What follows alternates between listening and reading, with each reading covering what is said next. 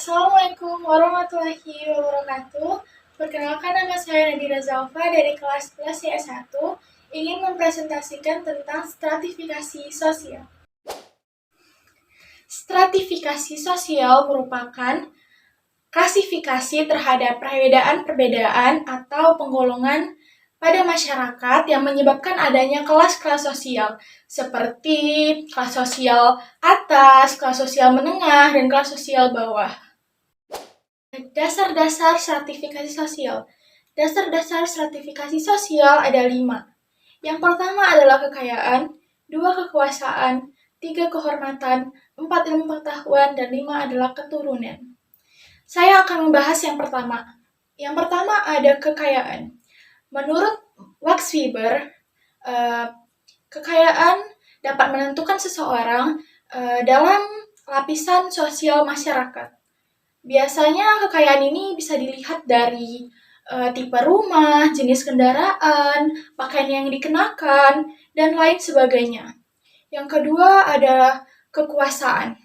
Kekuasaan, yang dimaksud kekuasaan adalah kemampuan untuk mengendalikan pihak lain sesuai dengan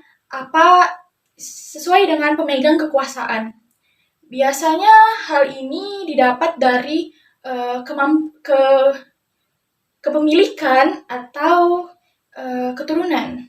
Yang ketiga ada kehormatan. Kehormatan biasanya berada di dalam masyarakat tradisional, dan seorang bersangkutan tersebut dianggap berjasa dan dihormati dan serta disegani oleh masyarakat. Yang keempat ada ilmu pengetahuan. Biasanya berada di dalam masyarakat yang mementingkan ilmu pengetahuan. Tapi terkadang hal ini bisa berdampak negatif. Misalnya, seseorang mementingkan mendapatkan gelar sarjana dengan segala cara, dan tidak lagi mementingkan mutu ilmu yang didapatnya. Yang kelima ada keturunan. Keturunan ini biasanya didapat dari misalnya orang tua. Jadi misalnya raja memiliki keturunan. Keturunan tersebut akan berada di lapisan sosial atas. Sedangkan rakyat jelata keturunannya akan berada di lapisan kelas bawah. Terjadinya stratifikasi sosial. Terjadinya stratifikasi sosial ini dapat dibagi menjadi 2.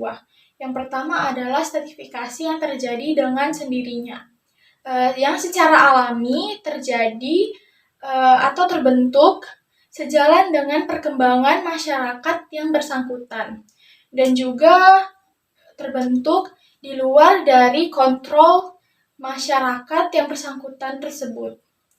Yang kedua ada stratifikasi yang terjadi dengan disengaja untuk memenuhi tujuan bersama. Jadi yang biasanya dilaksanakan dalam pembagian kekuasaan dan wewenang dalam organisasi. Contohnya pemerintah, perusahaan, dan partai politik, dan lain sebagainya. Unsur-unsur stratifikasi sosial ada 2. Yang pertama adalah status. Sosial status atau juga kedudukan status adalah kedudukan seseorang jika dibandingkan dengan orang lain. Yang kedua adalah peranan. Social role adalah perilaku yang diharapkan kepada seseorang yang memiliki status tertentu. Jadi, jika kita memiliki sosial status yang tinggi, maka semakin banyak pula hak dan fasilitas yang akan kita dapat, juga akses yang mudah, dan juga semakin tingginya gengsinya gitu. Cara memperoleh status. Yang pertama adalah script status yang biasa diperoleh dari kelahiran.